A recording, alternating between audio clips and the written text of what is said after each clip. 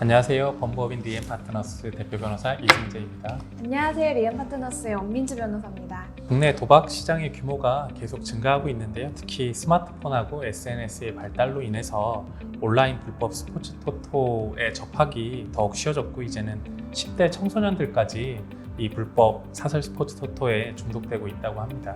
네, 현재 국가에서 합법적으로 운영하고 있는 국민체육진흥공단에서 발행하는 스포츠 토토를 제외하고는 모두 불법 사설 스포츠 토토에 해당하니 주의하셔야 합니다. 어찌 보면 일반인들이 생각하기에 도박을 왜 처벌해야 되는지, 피해자가 없는 범죄가 아닌지 이해하기 어렵다는 사람들이 많이 있습니다.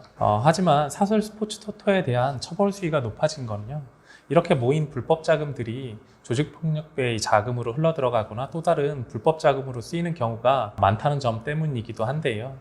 점차 처벌 수위가 높아지고 있는 것이 사실입니다.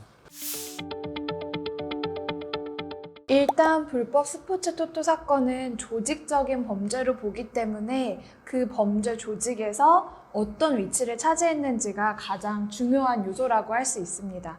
예를 들어서 사이트의 운영자인지, 팀원인지, 단순한 직원인지에 따라서 처벌 수위가 상당히 많이 달라질 수 있죠. 그 외에도 가담한 기간이 얼마나 긴지, 월급을 얼마나 받았는지, 개인적으로 동정 전과가 있는지, 그리고 운영에 가담한 사이트의 규모, 이런 것도 매우 중요한 요소 중에 하나입니다. 최근에는 대법원 판결로 인해서 사설 스포츠 토토 사이트를 운영하는 것 또한 재화나 서비스를 제공한 것으로 보아서요, 사설 스포츠 토토 사이트의 운영자에 대해서는 사업자 등록을 하고 부가세 신고를 하여야 한다고 보고 이를 하지 않은 경우에 조세범 처벌법으로 추가 처벌을 하고 있습니다. 그리고 이렇게 사이트를 운영하는 과정에서 대포 통장을 사용한 경우에는 범죄 수익 은닉의 규제 및 처벌 등에 관한 법률 위반으로 처벌될 수도 있고요. 그리고 경우에 따라서는 범죄단체 조직죄가 적용되기도 합니다. 네, 사실 신문기사 많이 보시면 우리나라 사람들 원정 도박 많이 가고 처벌 많이 되잖아요.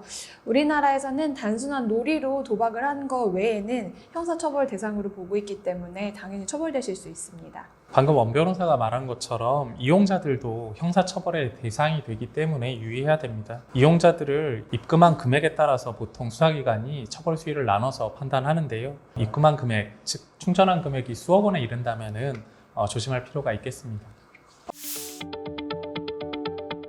스포츠 토토 사건 같은 경우에는 특히 담당 변호사가 그 사건을 얼마나 많이 다뤄봤는지가 굉장히 중요한 사건이고 거기에 따라서 결과가 결정되는 사건입니다. 실제로 사설 스포츠 토토 사건의 경우에 있어서는 아무래도 고소고발보다는 인지 수사를 하는 경우가 많고요. 각 지방청에서 보통 수사를 하는데 대부분 증거가 수사기관에 의해서 미리 6개월이나 1년 정도의 사전 수사기간을 통해서 수사기간 동안 수집되어 있기 때문에 이런 사건에 대해 경험이 풍부하지 않다면 경찰이나 검찰 조사에서 바로 자신의 상황을 파악해서 대응하기가 쉽지 않기 때문인데요. 그렇기 때문에 디지털 포렌식의 과정이라든가 아니면 수집된 증거에 관한 구체적인 해석이 가능한 형사 변호사의 도움을 반드시 받을 필요가 있겠습니다.